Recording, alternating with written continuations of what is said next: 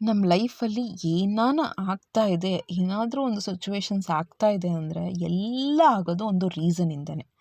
ನೀವೇನೋ ತುಂಬ ಹೈ ಪೊಸಿಷನಲ್ಲಿದ್ದೀರಾ ಅಥವಾ ತುಂಬ ಲೋ ಪೊಸಿಷನ್ಲಿದ್ದೀರಾ, ತುಂಬ ಅಚೀವ್ಮೆಂಟ್ಸ್ ಮಾಡ್ತಾ ಇದ್ದೀರಾ, ತುಂಬ ಬರೀ ಫೇಲ್ಯೂರ್ಸೇ ನೋಡ್ತಾ ಇದ್ದೀರಾ, ಬರೀ ಲಾಸ್ ಆಗ್ತಾ ಇದೆ, ಬರೀ ಪ್ರಾಫಿಟ್ ಆಗ್ತಾ ಇದೆ.